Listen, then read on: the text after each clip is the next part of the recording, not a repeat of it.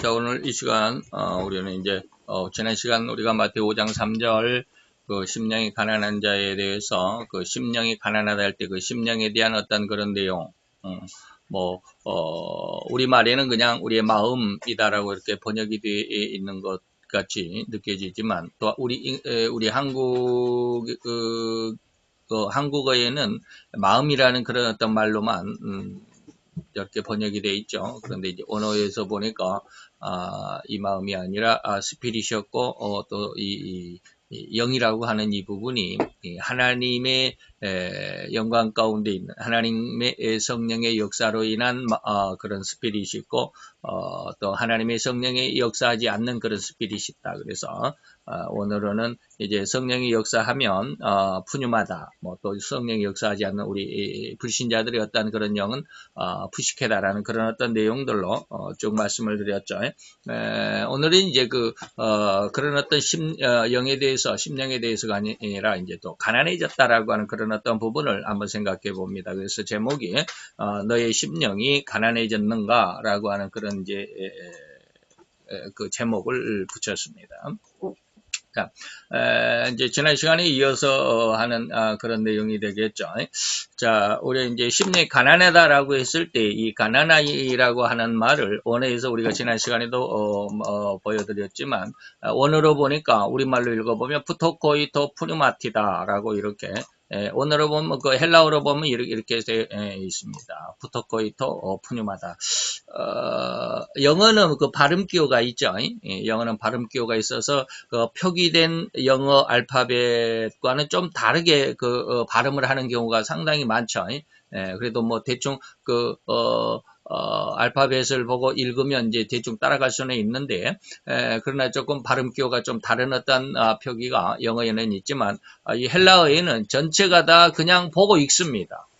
그냥, 알파벳이라고 하는, 알파벳을 보고 그냥 읽으면 되는 것입니다. 그래서 여러분들이 학교에서도 많이 봤던 말이, 글자가 있죠. 이런 거는 뭡니까? 오메가, 그러죠. 그래, 오메가니까 오죠. 그 다음에, 이 X자 같은 게 있는데, 이것도 물론 X인데, 이제 헬라어로는 크시라고 읽습니다. 그래서, 이제, O는, 그냥, O 같죠. 그렇습니다. 그리고 이제 그러는데 어쨌든지 여러분들이 많이 보는 게 이제 이게 파이라고 하는 거, 파이 그러니까 뭡니까? 푸가 되겠죠. 우리말로 라고 하는 거. 요것도 많이 봤죠. 마이크로미터 할 때, 뮤라고 하는 것이고, 그리고 이제 첫 글자인 알파. 이런 것들은 여러분들이, 과학 시간에도 아니면 수학 시간에 이런 이야기를 이런 글자들은 많이 봤을 것입니다. 그래서, 푸토코이토 푸뉴마티. 다시 말하면, 푸토코이가 가난이라고 하는 것입니다. 그리고 푸뉴마는 뭐라고 그랬어요? 지난 시간? 영. 그러니까, 영이 가난한 자라고 하는 그런 말로 번역이 되어 있다라고 하는 것이죠. 자, 그러면 우리가 한번 생각을 해봅니다. 이 푸뉴마라고 하는 마음을 우리는 지난 시간에 성령으로 거듭난 마음, 그래서 그것을 이제 푸뉴마라고 할 수 있다고 그랬죠. 이런 현상을 거듭남, 다시 말하면 성령이 역사한 마음을 우리는 뭐라고 그러냐면 거듭났다라고 이렇게 말합니다. 요한복음 3장에 그런 말씀이 있죠. 요한복음 3장에도 그런 말씀이 있었는데, 니고데모와 예수님과의 그 어떤 대화에서 네가 다시 나야 된다, 다시 태어나야 된다라고 말하니까, 그러면 내가 다 어른인데 내가 엄마 뱃속에 다시 들어갔다가 다시 나올까요? 뭐 이렇게 물어보는 그런 그 대화가 있죠. 그랬더니 예수님이 육신적으로 그렇게 다시 태어나는 것이 아니라 성령으로, 물과 성령으로 태어나는 것을 다시 태어나는 것이고, 거듭난 것이고, 중생한 것이고, 신생이다, 뭐 이렇게 말하는 그런 내용들입니다. 그래서 우리가 처음 어머니 태로부터 독립이 된 그 순간에는 뭐요? 우리의 영이 부식해, 혼이라고 지난 시간에 말씀을 드렸죠. 그래서 이 혼이라고 하는 것은 뭡니까? 죄성을 그대로 간직하고 있는 그러한 영을 부식해다라고 그랬습니다. 그러다가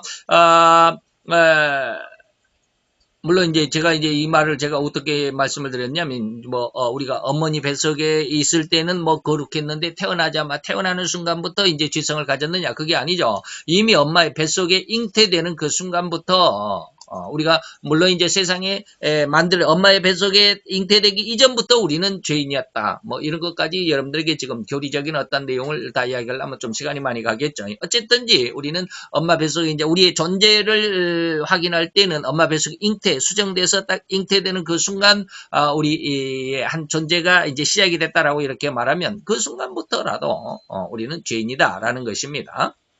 자, 그러다가 우리가 육신의 삶을 사는 그 순간, 어느 순간에 하나님의 영의 은혜를 받아서 내가 하나님의 절대적인 원수였다라고 하는, 다시 말하면 하나님의 말씀을 전혀 따를 수 없는 죄인이었다라고 하는 것을 느끼게 되고, 이것을 철저하게 회개하여 이제는 내 마음으로 살아가는 내가 아니라, 내 뜻대로 내 생각대로 살아가는 내가 아니라 하나님과 그 하나님의 성령의 인도하심을 받아 살아가는 마음으로 변화된 것을 우리는 뭐라고 그랬어요? 푸뉴마다. 이것을 다시 말하면 중생했다, 뭐 거듭났다, 다시 났다, 뭐 신생이다, 뭐 이렇게 말을 하고 있습니다. 다 똑같은 말이죠. 그래서 우리 마음이 다시 말하면 우리의 영의 스피릿이라고 했죠. 우리 스피릿에 성령님이 오셔서 그의 지시대로 우리의 온갖 죄악과 어리석음을 다 비우게 하는 그 상황을 우리는 회개한다라고 이렇게 말하죠. 그 회개한 그 모습, 그 상태를 우리는 뭐예요? 오늘 푸뉴마티토 아니죠. 푸토코이토 푸니마티다. 심령이 가난했다라고 하는 그런 말로 번역을 하고 또 예수님께서 그렇게 말씀하셨다라는 거죠. 더욱이 이제 우리는 부모님이 낳아줘야만 내가 세상에 태어났죠. 내가 그냥 세상에 나가고 싶습니다라고 해서 세상에 태어난 존재는 아무도 없습니다. 부모가 나를 세상에 낳아줘야 내가 세상에 태어난 것인 것처럼 우리의 거룩한 심령도 역시 성령님이 오셔서 거듭나게 해 주셔야 된다라는 거죠. 이것을 믿음을 가진 우리 성도들조차도 너무 많이 오해를 하고 있습니다. 그냥 내가 믿으면 되는 줄 알아요. 예수의 십자가의 은혜를 내가 믿었다 그러면 내가 믿은 줄 알아요. 그런데 그게 아니라 내 속에 성령님이 나로 하여금 예수의 십자가를 믿도록 하는 은혜, 이것이 성령이 나를 낳았다. 다시 말하면 이게 푸토코이토 오프뉴마티다라고 하는, 나를 중생하게 했다, 다시 나게 했다라고 하는 그러한 내용이겠죠. 이 성령님의 역사가 그래서 가장 중요하고 귀하다는 것이 아니겠느냐라고 하는 것이죠. 그래서 우리가 이러한 성령의 은혜를 아주 중요하게 잘 이해를 하고 있어야만 합니다. 그래서 다윗은 항상 하나님 앞에 고백하기를 자기에게 있어서 다른 모든 것들, 다시 말하면 명예나 권세, 또 자기의 어떤 그 권력, 이 모든 것들보다도 성령 하나님의 그 역사, 다시 말하면 성령의 감동만은 가지 말라고 간곡하게 기도하는 그런 내용을 봅니다. 시편 51편 11절에 보면 나를 주 앞에서 쫓아내지 마시며 주의 성신을 내게서 거두지 마소서라고 이렇게 말하잖아요. 그래서 이미 구약에서도 하나님의 그 역사를 다윗은 이미 알고 있었다. 다시 말하면 성령의 역사하심의 그 은혜가 얼마나 귀하다라고 하는 것을 우리가 역대 왕 중에서 가장 위대한 왕이다라고 말하는 그런 다윗 왕이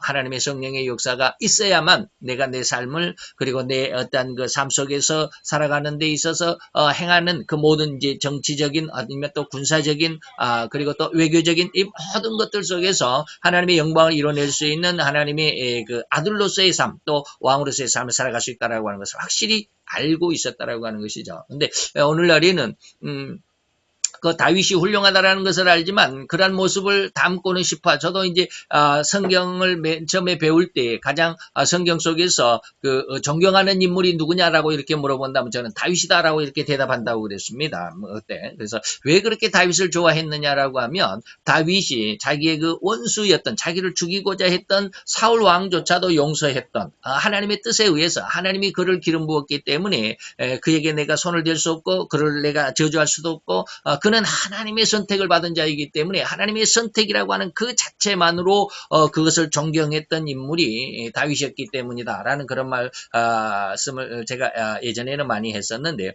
바로 이러한 모습 안에서 우리의 그 어떤 아무것도 알지 못하는 자들의 어떤 수준, 한간이라고 하는 어떤 사람들은 민초라고 이렇게 말씀을 하던데, 어떤 그런 지휘부에 있지 않고 이제 중간급에, 그래서 그저 많은 것을 알지 못하고 그저 누가 말하면 그것을 끌려가는 것 같은 이런 삶을 살아가는 그런 부류의 모습이 아니라 정말 모든 것을 다 알고 있고 모든 것을 다 가지고 있다라고 할 수 있는 그 어떻게 보면 이제 최고라고 하는 말을 거기다가 덧붙이면 좀 이상하지만 그런 최고의 삶을 살아가는 다윗이 이런 고백을 했다라고 한다면 우리들의 삶 속에서 이러한 것들을 그 다윗의 고백과도 같은 그러한 내용들을 우리가 뭐라 그럴까 좀 소망하는 이런 모습이 다 간절해야 될 텐데 우리 많이 그러지 못하고 있죠. 자, 우리는 가난하다라고 하는 이 말을 이제 우리가 살펴볼 텐데 여기에는 두 가지의 어떠한 가난이 있습니다. 우리는 가난하다 그러면 다 가난한 것으로만 생각하죠. 물론 의미적으로 우리가 의미하는 것들이 많이 있지만 그 원어 다시 말하면 헬라어에서는 이 가난을 두 가지로 표현하고 있습니다. 첫째가 뭐냐면 페네스라고 하는 가난이 있는데 가난하다라고 했을 때 페네스라고 표현하는 그런 가난이 있습니다. 그런데 이 페네스라고 할 때 이 가난은 뭐냐면 돈이 없어서 이 말이에요. 물질적으로 가난한 거. 그래서 부귀와 명예가 없어서 또한 세상 사람들에게 멸시를 당하고 자기의 권리를 빼앗기는 그러한 피지배계층적인 가난. 피지배계층적인 가난. 오늘날 이러한 피지배계층적인 가난은 뭡니까? 사회주의나 공산주의에서는 다 극이지만 민주주의 안에서도 이런 거 있죠. 예, 우리가 오늘날에도 우리 지금 현 정부 안에서조차도 아주 엄청난 그런 어떤 그런 가난. 요즘에도 그냥 뭐 김용균 씨가 뭐 어쩌고 저쩌고 해가지고 매일같이 그냥 청와대 앞에서 시위를 한다 그러죠. 예, 비정규직들의 아주 울부짖는 그런 소리. 예. 그들은 왜 그렇게 울부짖을까요? 내가 세상으로부터 그런 어떠한 정당한 대우를 받지 못하고 있다라고 하는 그런 생각을 버릴 수가 없는 그런 상황이죠. 그리고 또 사회적인 어떠한 가난. 뭐 정치적이고 또 경제적이고 또 사회적이고 하는 이러한 그런 가난을 의미하는 말이 페네스입니다. 우리가 현실적으로 이런 것들은 많이 목도하고 있죠. 그래서 사회적으로 가난한 것을 제가 이제 인터넷에서 조금 캡처를 해왔습니다. 여기 이제 이 다음에 거기에서 표현을 해봤는데 여러분들이 보시면 얼른 알겠죠. 아랍권 아니면은 뭐 지금 동남아에 있는 어떤 그런 모습들 그림만 봐도 많이 힘들게 사는 이들의 모습을 보이죠. 볼 수 있고 또 느낄 수가 있죠. 뭐 쓰레기 더미를 뒤져서 먹고 살아야 되는 이런 모습이죠.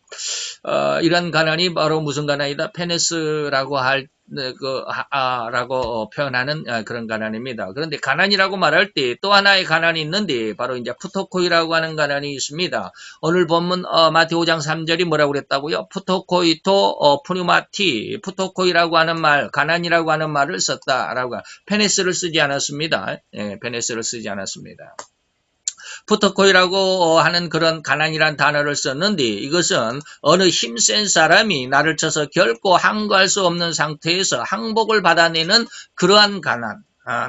쉽게 말하면 정신적으로, 또 영적으로, 심적으로 완전히 모든 것을 다 내려놓고 항복하는 이런 것이죠. 나는 다시 말하면 이제 나는 당신에게 도저히 불한거 할 수밖에 없는 그런 상황입니다. 라고 하는 것이죠. 당신을 결코 대적할 수 없는. 그래서 이러한 것은 뭐냐면 우리가 하나님의 말씀을 읽을 때에 그 하나님의 말씀이 나를 죄인이라고 강타했을 때에 또 내게 있는 그 죄를 하나님이 지적하고 그것을 질타했을 때 이것을 도저히 회개하지 않고는 그 앞에 설 수 없는 그러한 상태에 이르렀을 때 모든 것을 다 내려놓는 이러한 가난을 우리는 철저한 회개를 의미하는 가난이라고 말하는데 이것을 푸토코이다라고 이렇게 말합니다. 요한복음 16장 9절에 보면 죄에 대한 회개가 오늘 이제 우리는 두 번 있다라고 하는 것을 좀 이해를 해야 되는데 우리 성도들조차도 죄에 대한 회개가 두 번이라고 하는 사실을 전혀 모르고 있더라고요. 그걸 이해하려고도 안 해요. 아무리 이 얘기를 해줘도 그게 뭔 말인지도 이해도 받아들이려고도 않고 이해도 못 하더라고요.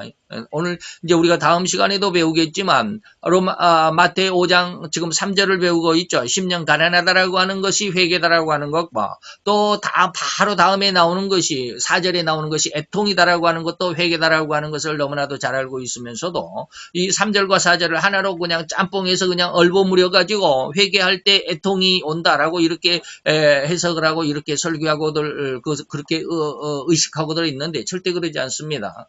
절대 그러지 않습니다. 회개는 2번 있습니다. 성도들이 회개를 할 때 하나님 앞에 회개하는 그 회개의 뭐라 그럴까 과정이 2번이다라고 하는 것입니다. 첫째는 10년 가난의 회개를 해야 되고 두 번째는 이제 우리가 다음 시간부터 배울 이제 애통에 대해서 그 애통의 회개를 해야 된다라고 하는 것이죠. 근데 우리는 거의 이것을 거의 알지를 못하고 있더라고요. 그런데 여기에서 요한복음 16장 9절에서 말할 때 죄에 대해서 예수님께서 말했죠. 보혜사가 너에게 오면 3가지를 아는데 죄에 대해서 또 의에 대해서 그리고 심판에 대해서 책망을 한다라고 했는데 이 죄에 대해서라고 책망을 한다. 죄를 책망한다라고 하는 것을 이해를 못하더라고요. 거의 다 이해를 못하던데 이 말은 지금 누가 하시냐면 예수님이 하신 거예요. 예수님이 하신 겁니다. 누구한테 한 거예요? 이미 예수를 믿는 자들에게 하는 겁니다. 예수님이 앞에 있는 제자들, 다시 말하면 이제 또 오늘날 그 제자들에 의해서 또 제자들, 쉽게 말하면 이제 예수님 앞에 있는 자들은 사도들이죠. 사도들에 의해서 또 제자가 있는 사람들을 우리는 속사도다 이렇게들 말하는데 속사도에 의해서 또 오늘날 우리에게까지 그리스도의 제자들, 다시 말하면 성도들 이 말이죠. 예수를 믿는 성도들에게 예수님이 하시는 말씀이 뭐냐면 너희들은 이미 다 내가 너희들의 죄를 위해서 십자가에 내가 죽음으로 인해서 너희들은 죄를 회개하고 구원을 받는 존재들인데 너희들에게 또 보혜사가 와서 너희들의 죄를 다시 책망할 거야 라는 그런 의도입니다. 그런 의도예요. 그래서 이제 보혜사가 오시면 죄에 대해서 너희들을 책망할 건데 죄에 대해서 책망한다는 의미가 뭐냐면 너희가 나를 믿지 아니합니다. 예수를 믿는다고 해도 예수를 안 믿는 거예요. 물론 이때 당시에는 이제 유대인들은 예수를 안 믿었기 때문에 뭐 이렇다라고 말할 수 있겠지만 잘 한번 생각을 해보세요. 유대인들이 누구 믿냐면 하나님을 믿는 자들입니다. 여호와 하나님을 믿는 자들인데 하나님을 믿으면서도 하나님의 일을 하는데 그 하나님의 일을 하는 가장 핵심이 뭐냐면 예수로 일을 하게 하는 겁니다. 뭐 말이 이해가 됩니까? 예수로 일을 하게 하시는데 그게 뭡니까? 십자가를 지는 일이에요. 예수를 세상에 보내서 너희들이 여호와를 잘 믿지 못하는 그 잘못된 신앙을 올바로 잡아주는데 그 잡아주는 첫 관문이 뭐냐면 예수의 십자가를 믿는 거거든요. 이걸 이해할 수 있었는지 모르겠어요. 좌우지감. 예수를 여기서는 이제 우리가 말할 때 예수를 우리가 믿고 다시 말하면 십자가의 은혜를 알고 있다고 하면서도 예수를 정확히 모르는 좀 희한하죠. 어떻게 예수의 이름을 믿으면서 예수의 십자가의 보혈을 믿고 구원을 받았다 하면서 예수를 모를 수 있느냐? 말이 좀 어폐가 있는 것 같죠. 근데 이건 진짜입니다. 예수님께서도 계속해서 사복음서에 보면 예수님께서 그런 얘기들을 많이 하십니다. 너희가 나를 알지 못했다. 나를 알았다면 아버지를 알았을 텐데 너희가 아버지를 안다고 하면서 왜 나를 모르느냐 라고 예수님이 요한복음에서도 그렇게 말씀을 하시죠. 이런 것들을 보면 우리가 예수를 믿는다 하면서도 예수를 정확히 모르는 것은 여러분들에게 계속해서 말씀드리고 여러분들이 제가 이런 이야기 할 때마다 여러분들의 귀에 딱지가 않도록 내가 이런 말을 합니다라고 말씀하면서 제시하는 성경 구절이 뭐예요? 마태 7장 22, 3절이에요. 나는 예수의 이름으로 선지자의 노릇을 했고 목사 노릇을 했다 이 말입니다. 귀신을 쫓아내기도 하고 많은 기적을 일으켜서 병자를 일으키기도 하고 이런저런 많은 하나님 앞에 응답을 받아내는 그런 엄청난 기도의 용사고 성경의 진리의 용사고 막 그렇게 했다고 예수님 앞에 가서 막상 자랑을 하고 나니까 예수님이 뭐라고 했다고? 나는 몰라 그랬다 그랬잖아요. 이게 뭐예요? 너희가 나를 믿지 않으면서 나를 믿는 거야. 참 기가 막힌 말이죠. 그게 바로 죄라는 것입니다. 예수를 믿는다 하면서 실상은 예수를 안 믿는 그것이 죄라는 거예요. 이게 무슨 말일까? 다시 말하면 마태 7장 22, 3절은 불법이라고 이야기를 했는데 너희들이 불법을 행했기 때문에 나는 너를 몰라. 너희들이 그냥 예수의 이름으로 목사 노릇을 잘했고 목회를 잘했고 또 예수의 이름으로 뭐 성전을 건축하고 뭐 기적을 일으켜가지고 뭐 귀신을 쫓아내고 병든 자를 일으키고 병을 낫게 하고 어려운 일을 척척 해결해내고 기도의 응답으로 이렇게 저렇게 하고 많은 능력과 기적을 일으켰는데 그게 불법이라는 거죠. 불법이라는 게 도대체 뭐야 이 말이에요. 불법이라는 게. 나중에 그 말씀을 드릴 시간이 있을런지 모르겠지만 먼저 결론적으로 말하면 불법이라고 하는 게 뭐냐면 하나님의 뜻이 아니다라는 것입니다. 하나님의 뜻이라면 뭐요? 적법이라고 말하겠죠. 법에 적합하게 딱 들어맞았다. 근데 적법이 아니기 때문에 불법이에요. 법이 아니다라는 것이죠. 불법이라는 말은 뭐 그래서 너희들이 불법을 행했다라고 했을 때 그 예수님 앞에 와서 예수의 이름으로 많은 것을 자랑했던 이 사람들의 불법의 내용이 뭐요? 개인적인 이 말이에요. 인간적인 이 말이에요. 개인적으로 인간적으로. 다시 말하면 요한복음에 예수님이 그렇게 말합니다. 보냄을 받은 자는 자기를 보낸 자의 영광을 드러내는 자야. 그런데 보냄을 받지 못한 자는 자기 스스로 보낸 자야. 그러니까 자기가 자기를 보냈으니까 영광은 자기에게 오는 거야. 다 쉽게 말하면 성령의 역사에 의한 목회가 아니고 자기 욕심에 의한 자기 영광에 의한 목회였다라고 하는 겁니다. 그래서 물론 예수의 이름으로 영광을 목회를 하고 귀신을 쫓아내고 병든 자를 일으키고 많은 기적을 행했지만 결과적으로 자기 영광을 드러내는 거예요. 이것은 뭡니까? 자기 속에 죄가 들어있는데 그 죄를 해결하지 못하면 다 이런저런 모습으로 오늘날 많은 목회자들이 기독교를 탄압하는 일부 그런 모습이 드러나는 것으로 우리가 해석을 해야 되겠지만 이런저런 잘못된 목사님들이 오늘날 많이 그 법의 심판을 받잖아요.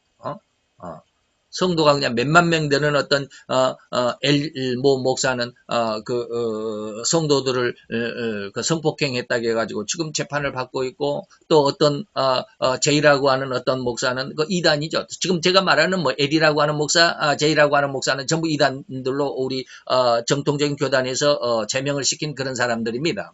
제이라고 하는 이 목사들도 서울 신림동 근처에서 대학생, 신림동인지 어딘지, 자기가 대학가에서 아주, 대학생들을 굉장히 많이 포교를 했던, 그런 어떤, 목사인데, 이미 파면을 당한 사람인데, 그 사람이 이번에, 또, 6년간의 복역을 마치고 출소를 했다고 그러죠. 인터넷 뉴스에 보니까 출소를 했다고 그러더라고요. 그래서 또, 대학생들이 또, 그걸로 인해서, 또 아주 그냥 엄청난 포교를 시작을 했다. 이런 뉴스가 있더라고요. 어쨌든지 그들이 다 예수의 이름으로 하는데 엘이라고 하는 목사도 자기 이름을 내놓지는 않았어요. 전부 예수의 이름으로 이런저런 능력을 행하고 막 그랬어요. 근데 왜 그런 잘못된 모습들이 있을까요? 그것이 뭐예요? 자기 속에 있는 죄를 다 해결하지 못했기 때문이다라고 하는 겁니다. 이게 바로 죄에 대한 책망인데 이 죄에 대한 책망을 받지 못하면 저희들이 예수 안에서 예수의 이름으로 많은 목회 그리고 기적과 능력을 나타내지만 실제적으로 예수를 믿지 않는 그런 상황이 되는 것이다. 누짜이 말씀을 드리는 그런 내용이죠. 그런데 여기에 대해서 보혜사가 이렇게 죄에 대해서 책망을 하게 되면 로마서 7장 24절에 보면 이제 사도 바울이 이런 고백을 하는 것이죠. 오라 나는 공고한 사람이로다 이 사망의 몸에서. 다시 말하면 자기가 지금 결코 이 멸망에서 죽음에서 이 지옥의 형벌에서 빠져나올 길이 없다라는 거죠. 지금 이 사도 바울이 지금 예수를 만난 그 순간이 지금 이거 고백하는 거 아닙니다. 예수를 만난 그 고백을 지금 이 순간에 하는 것이 아니에요. 예수를 만나서 엄청나게 열심히 그리고 수없이 많은 어떤 전도 활동을 하다가 한참 후에 이런 고백을 하는 것이잖아요. 이게 로마서 7장의 마지막 부분입니다. 그러면 예수를 이미 다메섹 도상에서 예수를 영접을 하고 예수의 어떤 종으로서 예수의 다른 사도로서 이방인 사도로서 예수의 사도로서 열심히 전도를 하다가 어느 순간에 느끼고 보니까 예수 안에서 자기는 이제 모든 죄를 다 용서받고 나는 예수의 종으로서 많은 사람들에게 전도를 하고 하다 보니까 자기 자신이 보여지게 되는데 나는 내가 아무리 이렇게 예수의 이름으로 증거하고 예수의 영광을 드리는 그런 어떤 사역을 했다 할지라도 내 속에 죄가 있다라고 하는 것. 이 공고함이라고 하는 것이 자기 속에 죄로 말미암아 내가 결코 이 죄의 결과인 이 사망에서 내가 벗어날 길이 없구나라고 하는 것을 고백한 것이 로마서 7장 24절이고 이제 마지막 이것으로 인해서 꼭 하나님 앞에 감사한 것이 25절입니다. 그리고 이제 로마서 8장으로 넘어가는, 그리고 로마서 8장에서는 영에 대해서 쭉 이야기를 하죠. 이런 공고한 상황에서 이 사망의 몸에서 나를 구원하신 예수 그리스도, 그 예수 그리스도로 말미암아 하나님이 어떻게 나를 인도해 가셨다라고 하는 것, 그로 하여금 내가 어떠한 존재, 이전까지는 내가 예수를 전도했지만 이것이 바로 어떤 우리 말대로 표현을 하자면 이것이 어떤 이론적인 예수를 증거했다라고 한다면 이제는 내가 실제적인 영적인 예수를 증거하는 이것이 로마서 8장입니다.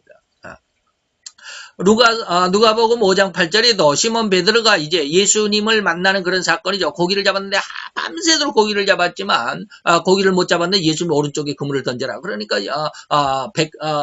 153마리를 잡았다 그랬죠. 그리고 나서 이 시몬 베드로가 예수님 앞에 고백하는 내용이 바로 이겁니다. 시몬 베드로가 이 고기 잡힌 것을 보고, 이것을 보고, 무엇을 보고? 자기는 밤새도록 고기를 잡았지만 고기 한 마리를 못 잡았는데 아무것도 없을 것 같은 그곳, 밤새도록 그곳에서 고기 한 마리 못 잡았는데 거기에서 배 오른쪽에 그물을 내려라. 그러니까 153마리나 되는 어마어마한 고기를 잡았고 자기 배에 다 채우지 못해서 옆에 요한의 배까지 나 좀 같이 좀 담아갖고 가자 해서 2배에 가득 채워가지고 올라왔던 이 상황 속에서 이제 이것을 보고 예수의 무릎 앞에 엎드려 베드로가 가로되 뭡니까? 주여 나를 떠나소서 나는 죄인이로소이다. 자기 죄를 고백하는 거죠.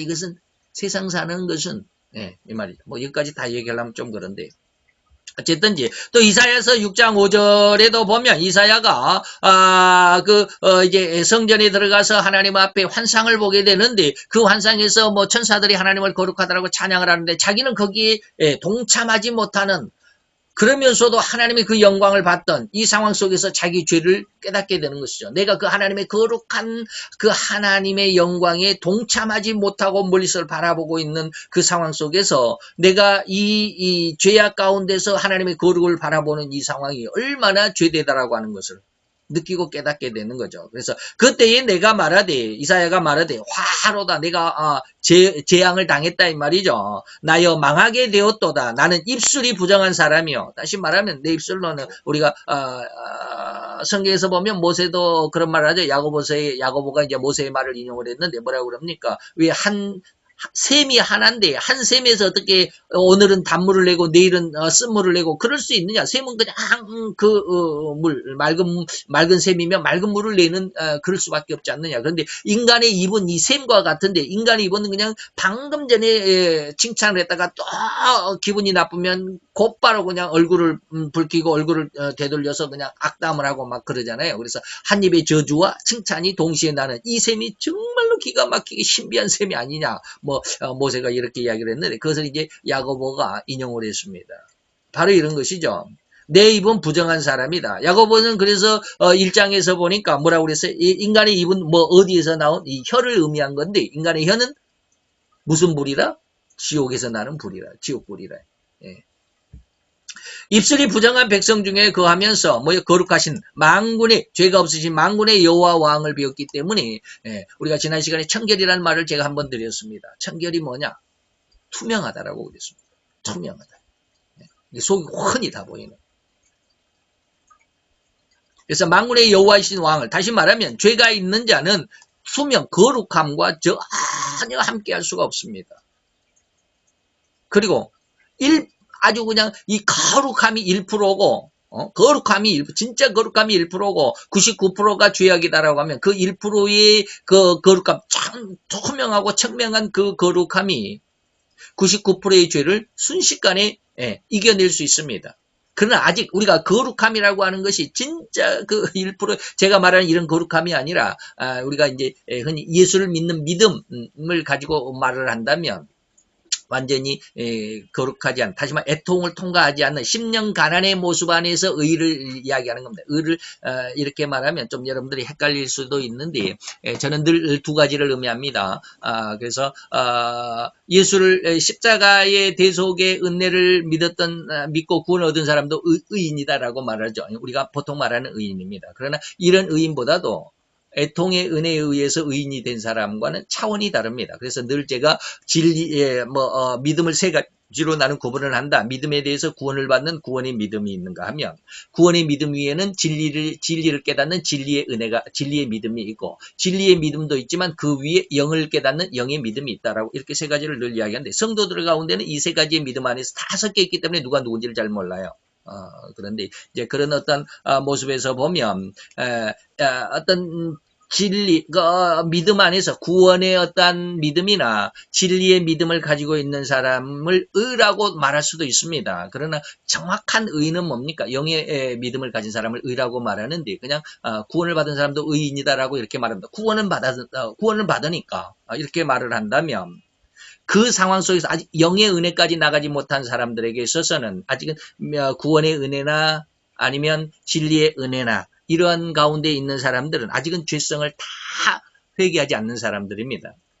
아직은 이 믿음 안에 있고 구원을 받았지만, 진리 안에 있기는 있지만 이들은 아직 영의 상계로 성장하지 못한 상황 속에서 그들을 의라고 한다면, 그런 의인은 99%가 있다 할지라도 1%가 죄악이라고 한다면, 이 1%의 죄는 이 의를 순식간에 잡아먹을 수 있습니다. 다시 말하면 다시 죄를 지을 수 있다 이 말입니다. 죄가 이기다. 이 말을 사도 바울이 말하는 게 뭐냐면 로마서 7장 24절입니다. 내가 바로 이런 사람이야. 내가 공고한 사람이야. 나는 이렇게 예수를 증거하고 예수의 복음에 의해서 나는 구원받았다고 이렇게 많은 사람들이 증거를 했지만, 나는 내 속에 또 다른 육신의 법, 죄의 법이 나를 죄악 가운데 확 내려 깔아뭉개는구나. 이게 이제 22절 23절 내용이잖아요. 그래서 제가 이렇게 말하는 것을 이해할 수 있어야 되는데, 이게 오해가 안 되고 잘 이해가 되어 주시면 좋겠네요.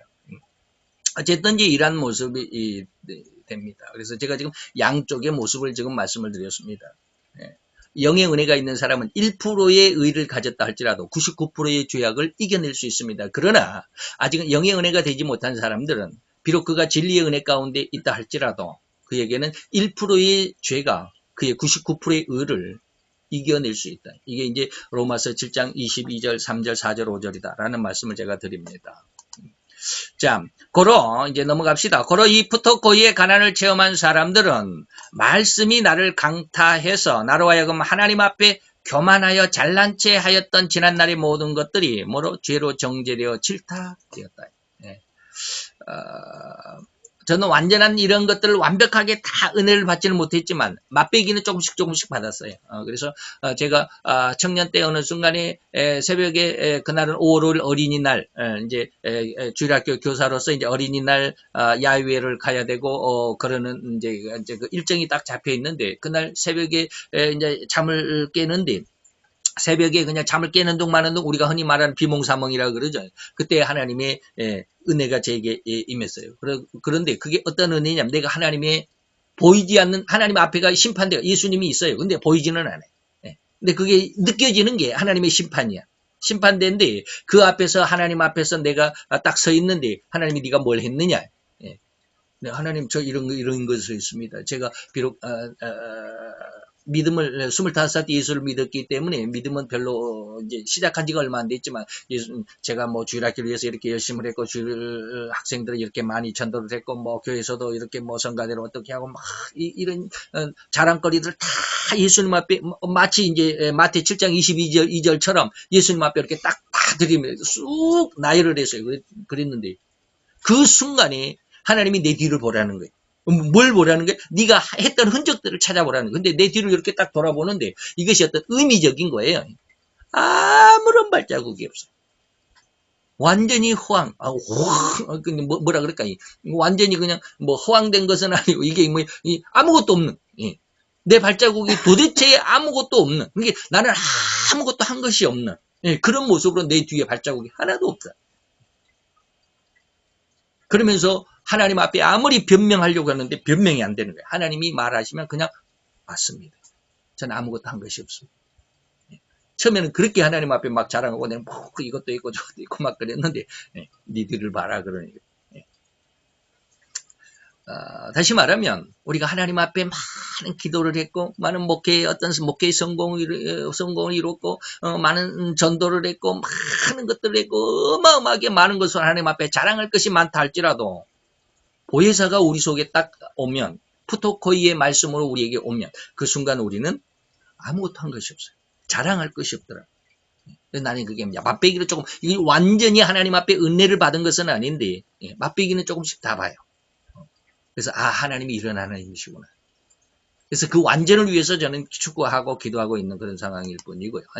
어쨌든지 우리가 교만해서 내가 그래서 하나님 앞에 영광을 이루었다라고 하는 그런 것까지 하나님은 죄로 정죄하고 그것을 질타하시는 상황입니다. 이럴 때 우리는 절대로 아이고 나 죽었구나 이런 생각은 있지만 거기서 실망과 좌절은 아니에요. 희한하게 그런 마음은 없어요.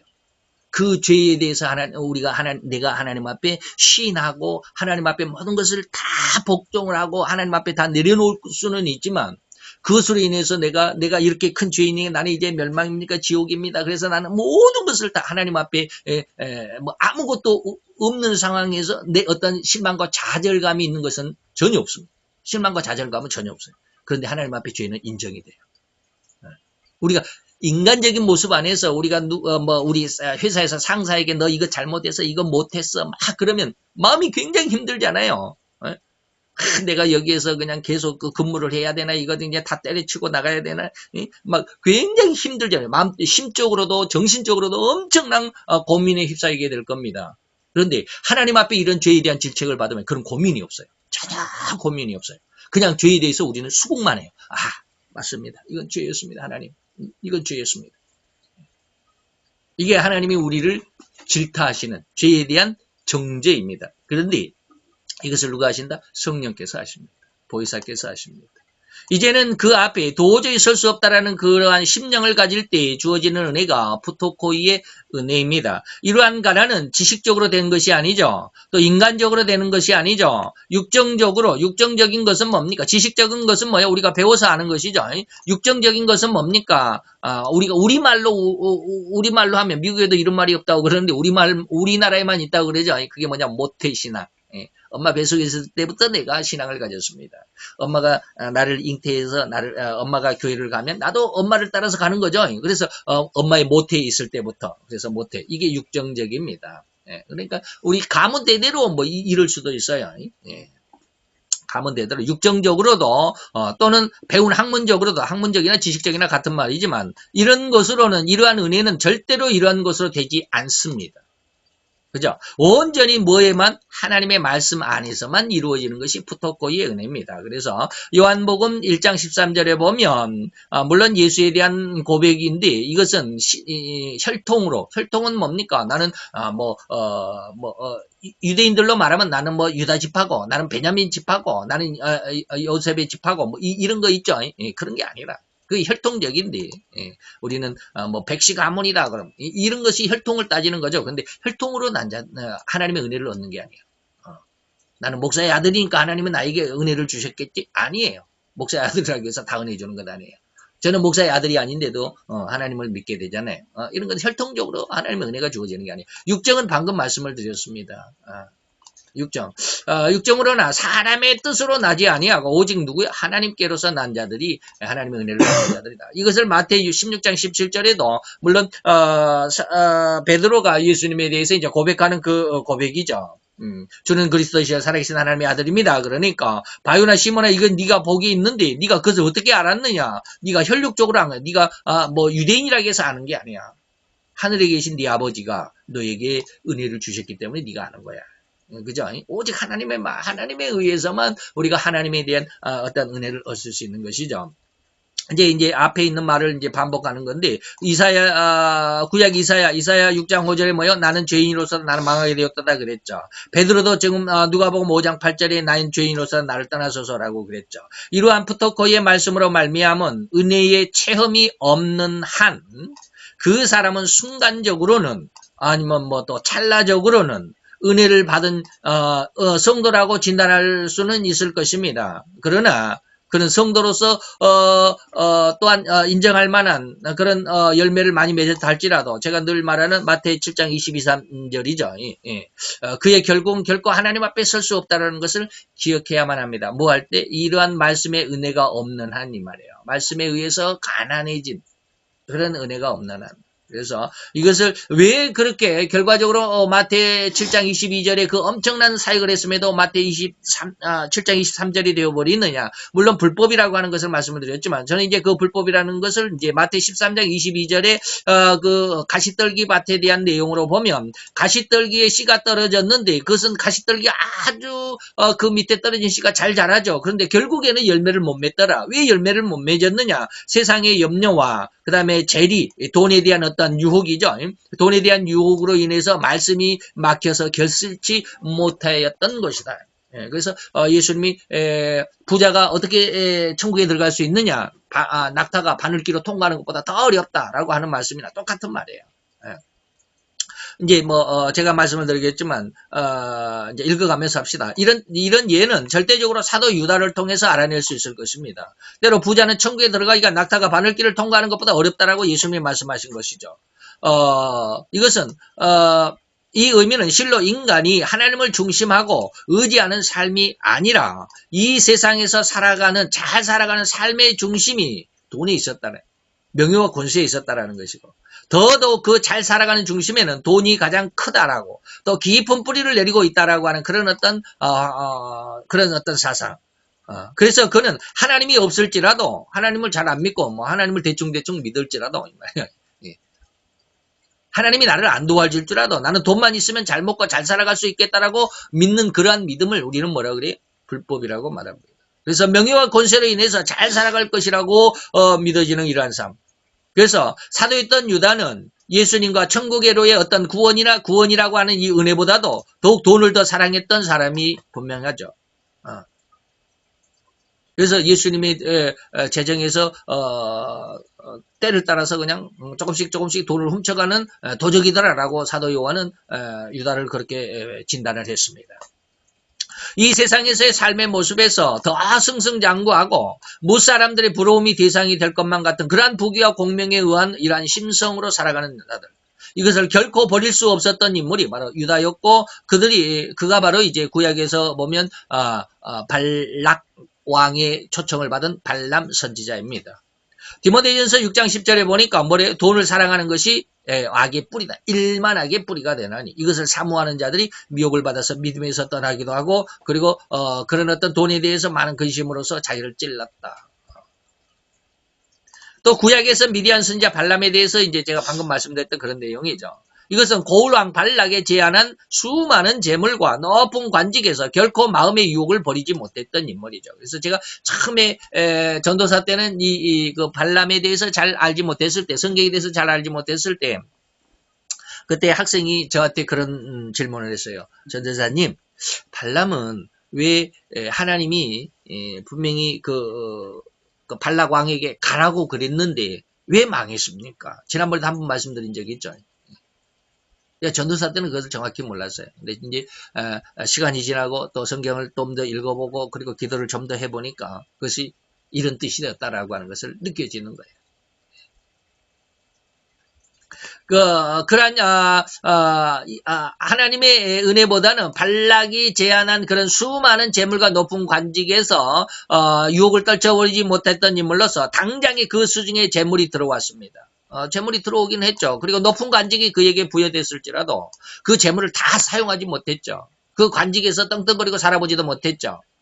그때 그 전쟁에서 발람은 죽임을 당하고 말았습니다. 그래서 여호수아 13장 22절에 그때를 회상을 해서 여호수아가 뭐라고 그랬냐면 이스라엘 자손이 그들을 도륙하다 그 발락 왕과의 전쟁에서 발락 고울을 도륙을 하되 부올의 아들 술사 발람도 같이 칼날로 죽였더라. 이런 유다와 발람의 경우는 실로 하나님의 사역에 동참하고 수많은 사람들에게 하나님의 영광을 드러낸 삶이었다라고 할지라도 그 삶의 내용은 그 자신들의 마음에는 결코 하나님의 은혜인 이 말씀의 은혜와 죄를 회개함으로써의 얻은 어떤 변화의 열매가 없었다라고 평가할 수밖에 없죠. 절대로 하나님의 그 푸토코의 은혜의 범주가 중요함을 깨달아 알아야 할 아주 중요한 대목. 구약에는 발람, 신약에는 예수님의 사도 유다였던 사람. 사도였던 유다, 이렇게 하죠. 유다였던 사람이 아니라, 이런 것을 보면, 불법이라고 하는 게 얼마나, 우리 인간들이 속을 수밖에 없는, 자기 신앙에 자기가 속고 있다라는 말을 제가 가끔 말씀드리는데, 그런 모습이죠. 예. 순간 은혜를 받아서 들뜨고 기뻐서 하나님 앞에 아멘, 아멘으로 화답을 하다가도, 감정이 상하고 기분이 뒤틀리게 되면, 이내 눈살을 찌푸리고 얼굴을 붉히면서, 마음에 못내 아쉬워하는 마음을 감추지 못하고 울그락불그락 하면서 급기야 교회를 떠나고 많은 사람들이 많습니다. 이런 사람들이 바로 이러한 거죠. 근데 요즘에 하나님께서 제게 은혜를 주신 게 있어요. 두 가지인데 그게 뭐냐면 간절히 뭐냐라고 하는 것을 요즘에 하나님이 제게 많이 은혜를 주십니다. 근데 간절히 기도해야 되고 철저하게 회개해야 한다라는 철저하다라고 하는 것과 간절하다는 것이 같습니다. 근데 간절하다라고 하는 것이 뭔 뜻이냐면 그것이 없으면 안 될 정도로 내 마음이 상했을 때 이걸 간절이라고 말합니다. 다시 말하면 우리가 지난번에 뭐 꼭 그 상황만이 아니라 이런 어려움을 당하고 갑자기 이런 황당한 일을 당할 때 나타나는 현상들이 많습니다. 그게 뭐냐면 갑자기 자녀가 죽었을 때, 뭐 세월호 사건 때 그랬죠. 세월호 배가 뒤집혔을 때 몇몇 엄마들은 그냥 실신해버렸죠. 너무 슬프니까 실신해버렸죠. 이런 모습들, 갑자기 자기에게 자기가 감당할 수 없는 어려움이나 슬픔이 왔을 때 그것을 감당하지 못하고 당하지 못하니까 그냥 기절해버리는 거죠. 이것이 뭐예요? 그런 마음이 간절한 거예요. 내가 하나님의 은혜에 대해서 이것을 간절히 사모한다. 내 목숨이 죽을지라도 원한다라는 뜻입니다.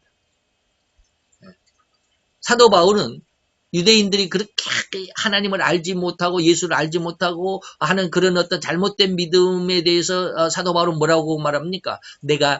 내 자신이 죽을지라도 나는 내 동족들이 구원받기를 원한다. 그게 간절한 모습이거든요. 근데 이 간절함이라고 하는 반대의 의미를 하나님이 며칠 전부터 주십니다. 반대의 의미. 원하는 것이죠. 이거 긍정적인 앞면의 모습이라면 뒷면으로서 간절함의 의미는 뭐냐면 이것 때문에 정말로 슬퍼 죽을 것만 같아. 이것 때문에 정말 이것 때문에 정말 슬퍼 죽을 것 같아. 이 말이 지금 무슨 말인지 이해가 잘 안 되죠. 이것이 무슨 뜻이냐면 하나님 이것도 간절입니까? 라고 기도했을 때 간절이라고 하는 의미로 제게 다가왔어요. 그게 뭐냐면 제가 세상 속에서 제가 지금 이렇게 지금 말씀을 드렸습니다. 순간 은혜를 받아서 들뜨고 기뻐서 하나님 앞에 아멘 아멘 화답하고 그러지만 이제 뭐 감정이 상하고 뭐 이거 쭉 있지만 우리의 마음이 정말로 이것을 얻지 못해서 정말로 안타까워하는 그 마음이 반대적인 모습에서 뭐냐면 거기에서 그냥 죽는 거예요. 다시 말하면 이걸 이제 제 나름대로 이렇게 이제 완전히 안 됐으니까 이것은 이제 그지 옳다라고 여러분들에게 정확하게 이제 100% 자신있게 대답을 못하고 제가 지금 머뭇거리고 있는 상황이 그거예요. 하나님이 내게 이것이 간절하다라고 하는 하나의 그 반대적인 의미다라고 제게 은혜를 주시기는 했지만 여러분들에게 지금 머뭇거리는 내용이 바로 이제 제가 그래서 완전히 그 은혜를 못 받았기 때문에 아직 그런 과정이 있기 때문이다라고 지금 말씀을 드리는데 그게 뭐냐면 저도 하나님 앞에 은혜를 받았고 요즘에 하나님 앞에 기도한 게 그렇습니다. 요즘 제가 너무 힘들어하는 거죠. 마음적으로 또 정신적으로 영적으로 굉장히 힘들어서 하나님 앞에 이런 고백을 하면서 하나님 나 예전에 이러지 않았잖아요. 갑자기 그런 생각. 예전에 하나님 저는 이렇게 힘들어하진 않았죠. 물론 조금씩 힘들기는 했지만 그런데 그때는 이렇게 힘들어하는 이러한 곳에 빠지지는 않았잖아요. 하나님 내가 왜 이랬습니까? 라고 했을 때 하나님이 주신 은혜가 영혼 끝까지 힘들어야 돼. 영혼 끝까지 힘들어야 돼. 그게 무슨 말일까요? 이게 히브리서에 있는 말이에요. 너희가 징계를 당할 때 너희들은 너무 힘들 것이다 라는 거예요. 그런데 그런 징계가 없으면 너희들은 참 아들이 아니야. 하나님이 사랑하는 아들에게는 이러한 엄청나게 힘든 고통을 그런 힘든 징계를 주시는 거예요. 왜? 그로 인해서 너희들이 연달한 후에, 그것이 잘 훈련된 후에, 연달한 후에는 뭘로? 의의 열매로 나올 것이기 때문이야. 그런 말씀을 주시면서 엄청 힘들어하는 것을 아주 영혼 깊숙이 힘들어해야 된다라는 그런 어떤 의미를 주시는. 이게 뭐냐면, 제가 요즘에 재정적으로 힘들잖아요. 또 교회가 없어서 이런 어떤 사회적으로 또 우리 어떤 인간들의 어떤 그 대인관계 속에서도 힘들어하잖아요. 너무 힘들어하면서 하나님 이게 믿음이 있다면서 왜 이래야 됩니까? 왜 이래야 됩니까? 라고 많은 기도를 했는데 바로 그런 것들이라고요. 그것이 뭐냐면 인간이 죄성이라고 하는, 다시 말하면 세상과 세상의 법칙이다라고 저는 늘 이야기하잖아요. 예수님은 누가복음에서 사단은 뭐라 해서 천하 만국과 그 영광이라고 말했잖아요. 사도 요한은 뭐라 해서 육신의 정직 암흑이 이생의 자랑이라고 말씀을 하셨잖아요. 모세는 뭐라고 그랬어요? 보암직 먹음직 지혜롭게 할 만큼 탐스러움이라고 말씀을 드렸잖아요. 예수님에게 나온 사단은, 예수님에게는 뭐라고 그랬어요? 뛰어내려라, 돌이 떡이 되게 해라, 그리고 내게 절을 해라, 뭐 그러잖아요. 이런 어떤 내용들로 인해서 우리 인간이 거기 속에 묻혀 있을 수밖에 없는, 이 천하 만국과 그 영광에 묻혀 있을 수밖에 없는 그 인간의 모습, 그 삶이 얼마나 힘들고 얼마나 얼마나 하나님 앞에 징계와 저주와 진노를 받고 멸망을 해야만 하는 그 상황, 그 심정을 느껴보라고 하는 것 같아요. 우리는 이것을 제가 늘 우리 교리에서는 비참한 삶이다라는 이런 말씀으로 드렸잖아요. 비참한 삶이 무엇인 줄 네 심령 깊숙이 영원히 지워지지 않을 정도로 각인시키도록 한번 고민을 해보라는. 그래서 저는 예전에 이런 걸 고민 안 하려고 그랬거든요. 하나님, 돈이 없어도 하나님 주실 거야. 믿음으로 그냥 하나님 약속을 했으니까 믿습니다. 일용할 양식 구하라고 그래서 주신다고 약속을 했으니까 하나님의 말씀은 결코 어그러짐이 없고 변개함이 없고 하나님 약속하면서 반드시 이루실 하나님, 여호와의 이름이라고 하는 그 여호와라는 이름의 의미가 약속을 이루시는 하나님이시니까 하나님 이루어 주실 줄로 믿습니다. 계속해서 그렇게 하려고 그럽니다. 하나님 계속. 응답을 안 하시고 이렇게 힘들어하게 하시는 의도를 하나님 요즘에 알게 하시는. 네가 그걸 체험해봐야. 거기에 빠지지 않으면 좋겠는데, 빠지지 않아야 되는데, 그게 빠져버리면 실망과 좌절 속에서 모든 것을 다 포기해버릴 수도 있는데, 그 극한에까지 인간의 죄악으로 말미암아 살아가는 사람들의 그 심정이 어떠한 것인가를 한번 느껴보라. 그런 것 같아요. 그래서 여러분들에게 이걸 어떻게 나중에 이제 제가 이걸 이제 해결받고 나면 여러분들에게 자신있게 그때는 100% 자신있게 말씀을 드릴 수 있을 것 같지만 아직은 이제 100% 자신있게 그런 말씀을 못 드리겠지만 지금 하나님이 제게 주시는 게 간절한 의미가 긍정적인 모습에는 정말로 하나님 앞에 그것을 구해야 되는데 부정적인 반대적인 입장에서는 그것을 얻지 못한 상황에서의 그 고통이 얼마나 극하다라고 하는 것이 간절한 모습으로 나타날 때 이런 것을 요즘에 하나님이 많이 주셔요. 자, 이러한 사람들은 진정 하나님의 은혜를 입지 못하였다고 하여도 절대로 과언은 아닐성 싶다. 다시 말하면 푸토코의 은혜가 없으면 순간적으로는 은혜를 있어요. 근데 이런 것들은 이제 제가 이제 1시간 하려고 그러거든요. 성령의 감동이 뭐고, 성령의 감화가 뭐고, 성령의 내주 역사, 임재가 무엇인 줄을 이제 여러분들에게 말씀을 드리려고 하는데, 아직 그것을 준비를 못했어요. 지난 한 주간 동안 이렇게 준비를 하고 싶었는데, 지난 한 주간 동안 준비를 하다가 어느 정도 한 50% 정도 해놨는데, 컴퓨터가 너무 말썽이어가지고 제가 포맷을 하는 바람에 싹 날아가 버렸어요. 그래서 지난 한 주 동안에 이걸 어떻게 하나 다시 또 컴퓨터에서 또 찾아서 다시 정리하고 하다 보니까 아주 정신없이 한 주간이 가버렸는데 어쨌든지 그렇습니다. 그래서 이제 그런 내용들 지금 말씀드렸던 푸토코의 은혜가 어떠한 것인지를 여러분들에게 말씀을 드리면서 그것이 성령의 감동이 뭐고 성령의 감화가 뭐고 성령의 임재 내주 역사 충만함이 뭔가를 한 시간을 빌어서 예전에도 한번 한 적이 있어요. 근데 그때하고는 조금 물론 다르겠지만 그런 말씀을 한번 드리고 싶습니다. 다음 시간에 한번 생각을 해보고요.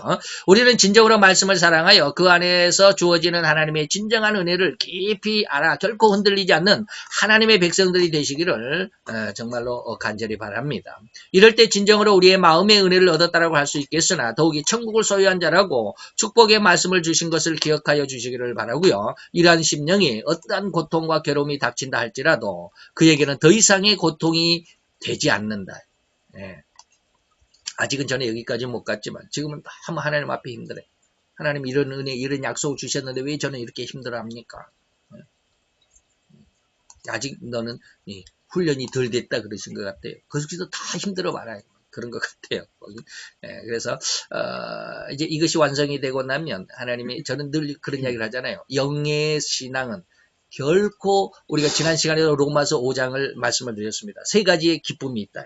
첫째는 하나님의 영광을 보고 하나님의 약속을 보고 기뻐하는 신앙. 두 번째는 어려움 속에서도 어려움을 이겨낼 수 있는 믿음을 갖게 하는 하나님의 그런 어떤 기쁨과 즐거움. 마지막에는 이러나 저러나 환난 속에도 기뻐한다. 오직 하나님으로만 기뻐하는 그런 신앙이 있다라고 하는 거 로마서 5장에 말씀을 드렸습니다. 여기 이제 마지막 은혜 기쁨이 바로 이겁니다. 어떠한 어려움이 온다 할지 거기서 더 이상 어려움이 아니죠. 이런 항상 즐거움과 항상 기쁨을 얻는 그러한 신앙으로 성장하시기를 바랍니다. 시간이 많이 갔는데요. 이거는 그냥 쭉 읽어만 드리겠습니다. 5가지 문제인데 푸토코이 두 가지의 마음 푸토코이와 페네스 여러분들에게 말씀을 드렸죠. 페네스는 뭡니까? 물질적인 또는 사회적인 어떤 또 문화적인 어떤 세상에서 내가 내 인간으로서 다 누리지 못하는 그런 어떤 쉽게 말하면 억울함 뭐 이런 거 있죠. 이런 것들이 페네스다. 푸토코이는 뭡니까? 푸토코이는 힘센 어느 한 사람이 나를 쳐서 완전히 항거할 수 없을 정도의 그런 불능 상태, 항복 이것을 말하는데 이게 하나님의 말씀으로만 되어진다라고 하는 것입니다.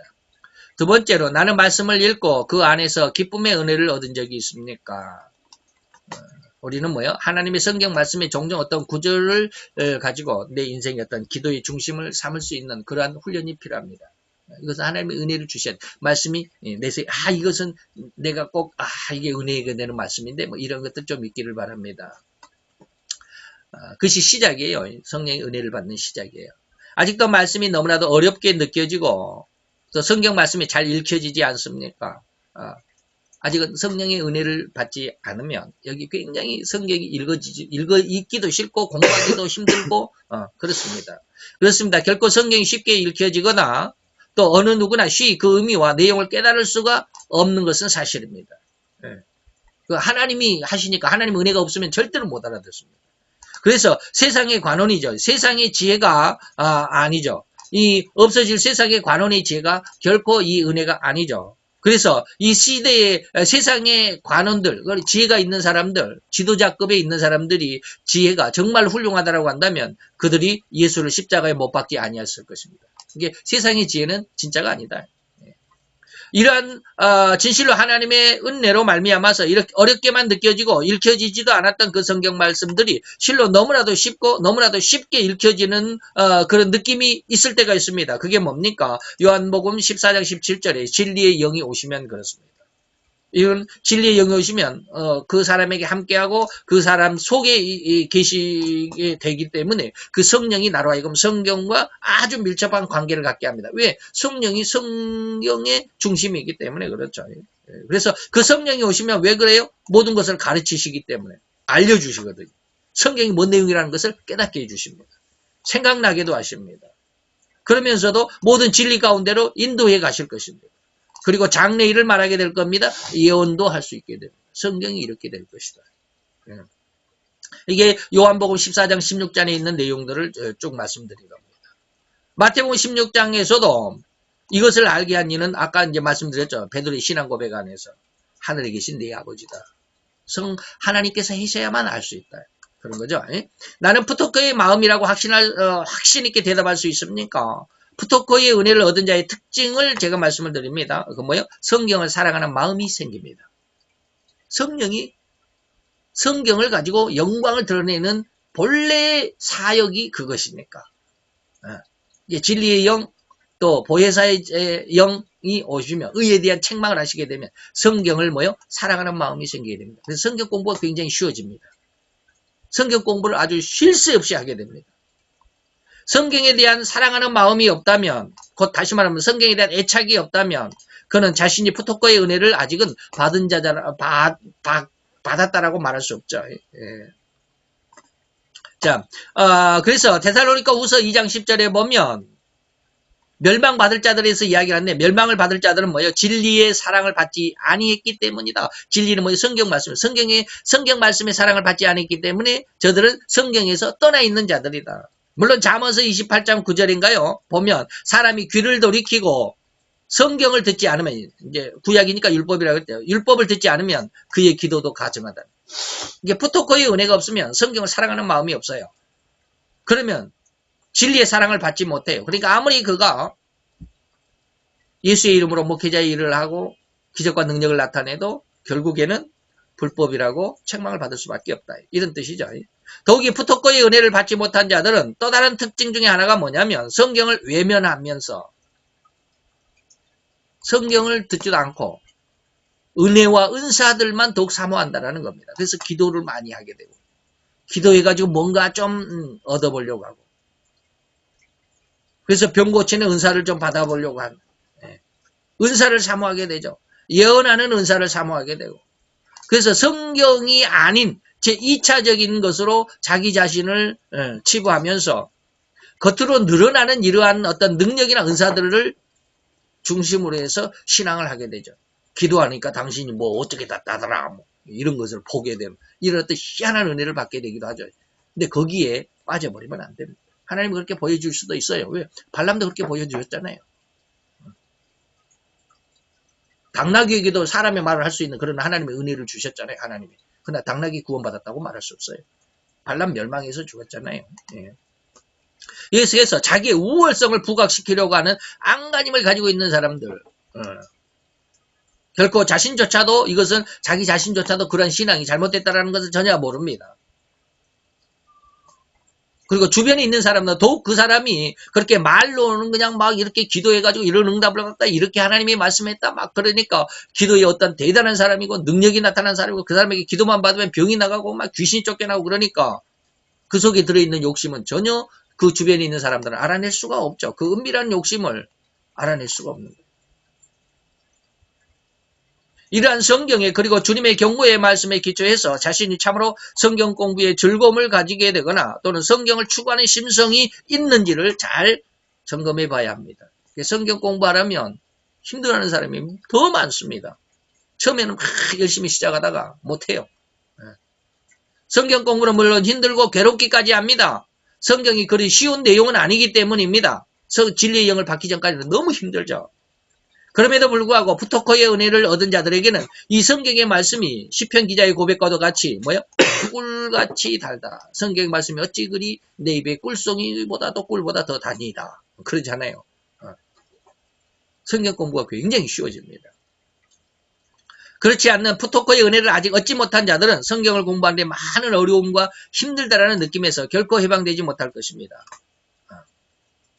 그럼에도 불구하고 이제 성경의 은혜를 얻으면 성경을 사모하는 자들에게는 하나님께서 풍성한 은혜를 주시는데 마태오 5장 6절이 이제 우리가 앞으로 배우겠지만 의에 줄이고 목마른 자, 이게 성경을 공부하고자 하는 자, 알고자 원하는 자, 하나님을 좀 더 깨닫고자 하나님을 좀 더 배우고자 하는 자들에게는 배부름의 축복을 주어진다라고 하는 것을 꼭 기억을 하시고 하나님 앞에 다 열심히 하나님의 은혜를 사모하는 귀한 하나님의 백성들이 되시기를 축원합니다. 기도합시다.